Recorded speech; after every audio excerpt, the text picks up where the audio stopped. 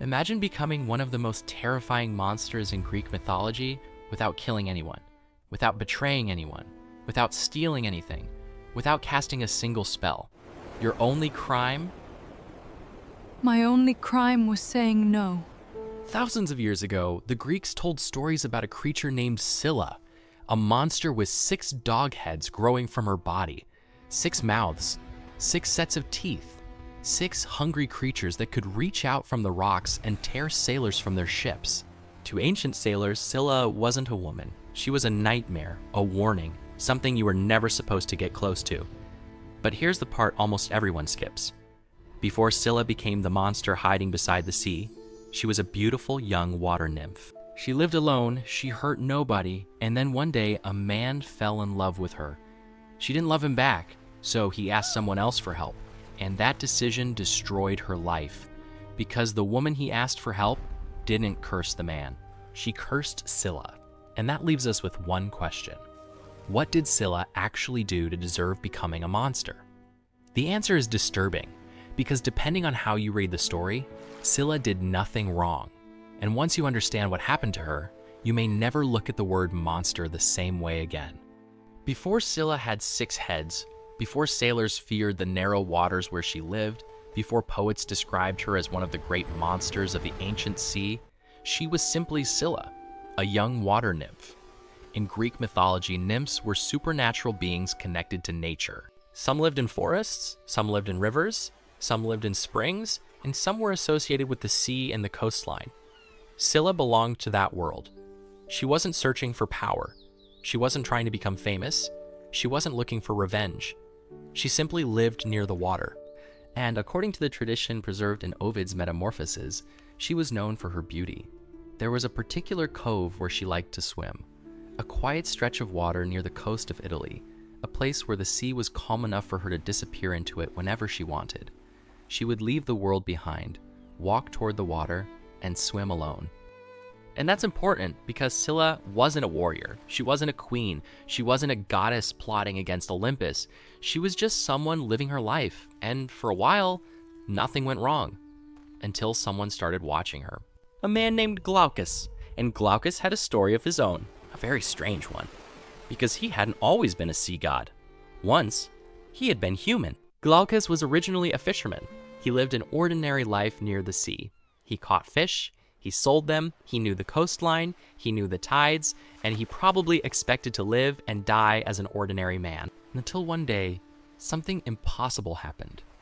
Glaucus had caught some fish and laid them down on the grass. Then he noticed something strange. The fish started moving.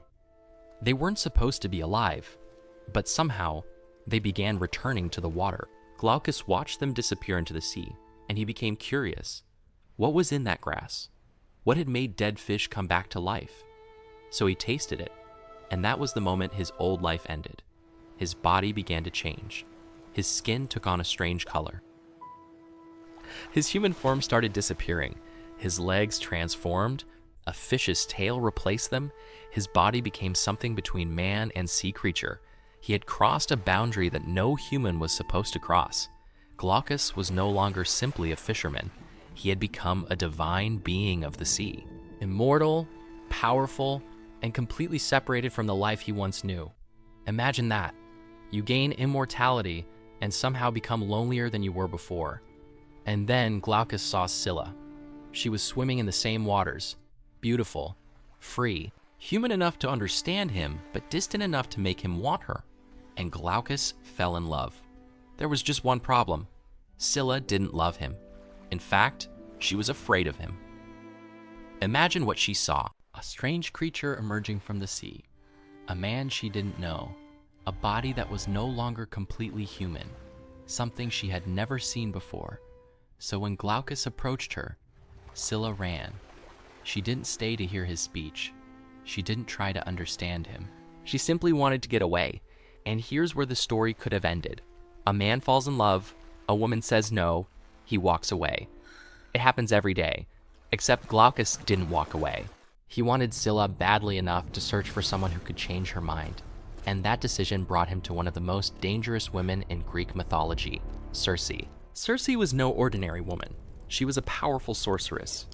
In later Greek tradition, she becomes famous for the story of Odysseus, the witch who could transform men into animals. But when Glaucus came to her, he wasn't thinking about Odysseus. He wasn't thinking about monsters. He wasn't thinking about the future.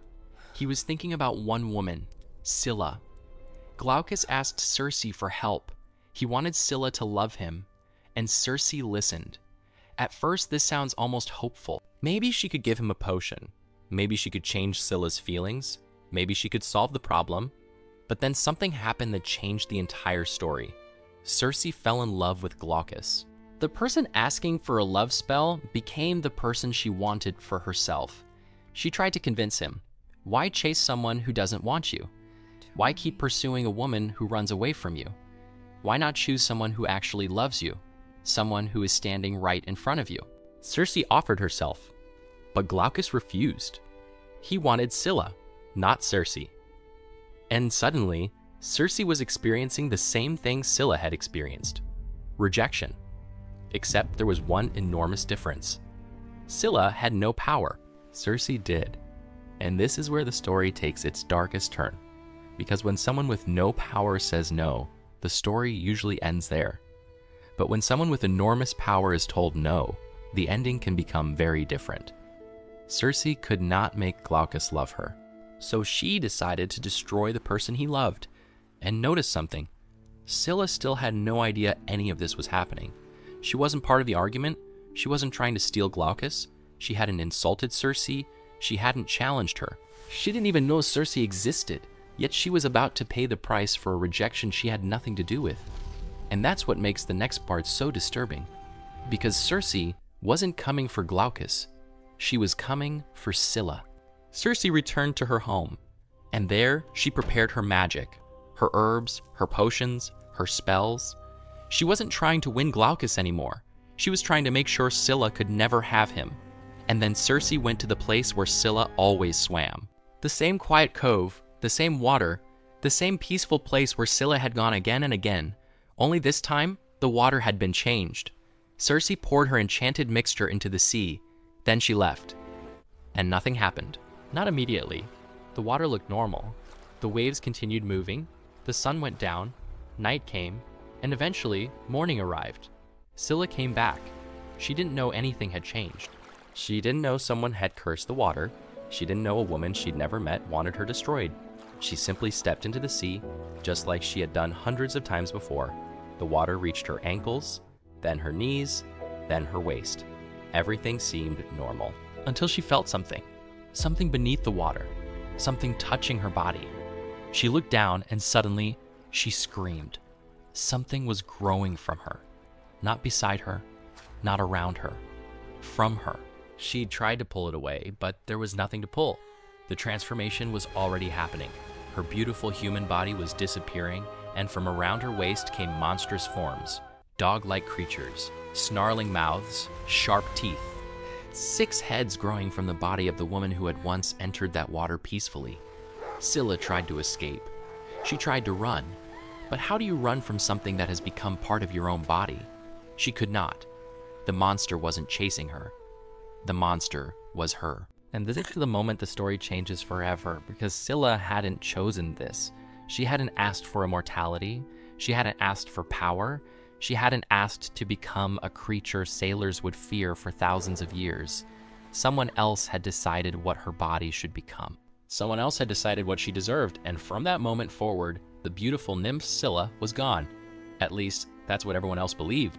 Glaucus eventually found Scylla, and the woman he had wanted was no longer there. He saw what Circe had done, he understood why, and he went back to Circe. But there was no happy ending waiting for him. The woman he loved was now permanently transformed, and the woman who had caused it showed no remorse. Think about what just happened. Glaucus wanted love, Scylla wanted to be left alone, Circe wanted Glaucus. And because none of these people could get exactly what they wanted, Scylla paid the price. That's one of the darkest patterns hiding inside ancient mythology. Sometimes the person who suffers the most isn't the person who caused the conflict. Scylla's only real decision was to say no. She didn't owe Glaucus love. She didn't owe him a relationship. She didn't owe Circe an explanation. and yet her refusal became the reason she was punished. That's why the story feels strangely modern, because the details are ancient, but the pattern isn't. Someone becomes obsessed with another person. They are rejected. They cannot accept the rejection, and instead of accepting the answer, they punish the person who gave it. Except in Scylla's case, the punishment wasn't an angry message. It wasn't gossip. It wasn't humiliation. It was a curse that changed her body forever. And then, something even stranger happened, because Scylla's story didn't end with the curse. The curse was only the beginning. Scylla eventually became associated with the dangerous stretch of sea. Across from her was another deadly force, a massive whirlpool known as Charybdis. And together, they created one of the most terrifying passages in Greek mythology. Sailors who passed through the strait had almost no safe choice. Move too close to Scylla, and the monster could reach out from the rocks. Move too far in the other direction, and the sea itself could drag you toward Charybdis. It was a trap, a choice between two kinds of danger, and eventually, another famous hero would have to face it, Odysseus. When Odysseus and his crew sailed through those waters, they knew they were approaching something dangerous. But knowing a monster is waiting for you doesn't make it less terrifying when you actually see it. Scylla emerged. Her 6 heads reached toward the ship, and 6 men were taken. For Odysseus, it was horrifying. For the sailors, it was death. And for the audience hearing the story, this is where Scylla finally looks like the monster everyone always said she was. She had become the thing the stories warned people about. She attacked sailors. She killed. She terrified anyone who came near. So maybe Circe was right. Maybe Scylla really was a monster. But here's the uncomfortable question. What if the monster was created first, and only later did the world decide that everything she did proved she deserved the curse? Because this is where myths become more complicated than heroes and villains. We know what the sailors saw. They saw 6 heads, they saw teeth, they saw death. But they didn't see the girl who had once swum alone in that cove. They didn't see the woman who had said no. They didn't see Circe pouring the potion into the water. They didn't see the transformation. They saw the final product. And history tends to remember the final product, not the person who created it. But wait, there's still a problem. If Scylla was innocent, why did she kill Odysseus's men? That's the question that makes her story so interesting. Because saying Scylla was innocent doesn't magically make everything she did afterward innocent. She became dangerous. She killed people. She became something sailors genuinely had reason to fear. And that's where we have to separate 2 different questions. The first question is, did Scylla deserve the curse? The answer, in Ovid's version of the story, is no. But the second question is much harder. What did becoming a monster do to Scylla herself? And mythology doesn't give us an easy answer. Different traditions tell different versions of Scylla's origins and actions. Some traditions don't even give her this tragic transformation story. In Homer's Odyssey, Scylla is already a terrifying monster. There is no long explanation of her becoming innocent and beautiful. She simply exists, waiting beside the sea. Ovid gives us something different, a story of transformation, jealousy, rejection, and punishment. And later interpretations can take that story in even darker directions. Some have connected Scylla's actions with Circe's relationship to Odysseus, suggesting that Scylla's violence could be understood as a form of revenge. But that interpretation should be treated as an interpretation, not as a simple fact agreed upon by every ancient source. And honestly, that uncertainty makes the story better, because maybe we're not supposed to get a clean answer. Maybe Scylla is both things, the victim and the monster, the innocent girl and the creature sailors fear, the person who was wronged and the person who later became dangerous. And that's much more interesting than simply saying Scylla was secretly good, because real tragedy doesn't work that way. Sometimes someone can be hurt without deserving it, and that hurt can still change what they become. Think about the word monster. We usually use it to describe what something is, but sometimes monster describes what happened to someone. Scylla didn't wake up one morning and decide, I want to become a nightmare. She was transformed, and then she was remembered for the transformation. That's an important difference, because once a person becomes frightening, people stop asking what happened to them. They only ask what they did. It was not just a Imagine meeting Scylla for the first time. You see 6 heads, you see teeth, you see a creature capable of killing sailors. You don't see the woman underneath. You don't know about Glaucus, you don't know about Circe, you don't know about the potion, you don't know about the cove. You don't know that the creature in front of you once had a completely different life. All you know is that you're afraid. And fear is very good at simplifying stories. Monster, hero, victim, villain. Ancient mythology often turns complicated human emotions into creatures. Jealousy becomes a curse. Desire becomes obsession. Fear becomes a monster. And rejection can become revenge. Scylla's story contains all of them. And that's why she survived for thousands of years. Not because she was simply scary. But Scylla never got to stand on a shore and explain, that's not how it started. She couldn't explain why she was there. She couldn't explain what happened to her. She couldn't tell anyone about the day she entered the water and felt her own body changing.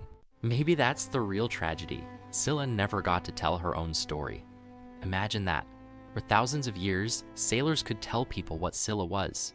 A monster, a killer, a creature of the sea. But Scylla never got to stand on a shore and explain, that's not how it started. She couldn't explain why she was there. She couldn't explain what happened to her. She couldn't tell anyone about the day she entered the water and felt her own body changing. And she couldn't ask the people who feared her to imagine what it felt like to lose everything in a single moment. The world saw the monster. The world forgot the woman. And perhaps that's why the opening question matters so much. What did Scylla actually do? She said no, that's it.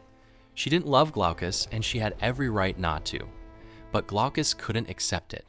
Circe couldn't accept Glaucus's rejection. And Scylla became the target caught between them. 3 people, 3 desires, 1 terrible consequence. Glaucus wanted Scylla. Circe wanted Glaucus. Scylla wanted neither of them. And somehow, the person with the least power lost everything. And now we have to return to Circe, because there's another reason this story is more complicated than it first appears. Circe is often remembered as the villain, the sorceress, the woman who transforms men, the jealous figure who punishes people when they stand in her way. And in Scylla's story, she certainly does something terrible, but mythology rarely gives its characters only one story. Circe's life doesn't begin with Scylla, and it doesn't end with her. Years later, another famous traveler will arrive at her island. The man named Odysseus, the same Odysseus who will eventually face Scylla, the same hero whose journey becomes one of the greatest adventure stories in Greek mythology. And when Odysseus meets Circe, the story changes again. Because Circe is no longer simply the jealous woman who cursed Scylla. She becomes something more complicated, powerful, dangerous, seductive, sometimes cruel, sometimes helpful, and impossible to reduce to one simple label, which raises an uncomfortable question. If Scylla was transformed because of someone else's rejection, what transformed Circe? Was she simply evil? Or was there something else behind the woman mythology turned into a villain? And if Scylla's story teaches us that monsters can have a history, perhaps Circe's story does too. So, was Scylla a monster? If you're talking about what sailors saw, yes, she was terrifying. She killed. She became one of the most feared creatures in the ancient sea. But if you're asking whether she deserved to become that creature, that's a very different question. And Ovid's version gives us a disturbing answer. No, she didn't. Someone else made the decision for her. Someone else's jealousy changed her life, and then the world remembered the result instead of the cause. Maybe that's why Scylla still works as a story thousands of years later. Because the myth isn't really about 6 dog heads. It's about what happens when people turn another person's pain into a label. It's about rejection, obsession, jealousy, power, and the dangerous moment when someone decides, if I can't have what I want, I'll make sure you can't have it either. Scylla was called a monster, but someone else made her one. And maybe that's the darkest part of the story. Because the scariest monster in the myth wasn't the creature with 6 heads. It was the person who had the power to create her. And that person was Circe. But Circe's story doesn't end here, because the next man who enters her world isn't Glaucus, it's Odysseus. And when he arrives, Circe's story takes another turn entirely. because sometimes the villain of one story becomes the protagonist of another. This is the story of Scylla, the monster who may never have deserved to become one. And if you've only ever heard the version where Scylla is the thing sailors fear, you've only heard the last chapter. The real story started long before the first ship ever saw her 6 heads. It started with a woman saying no and someone refusing to accept it.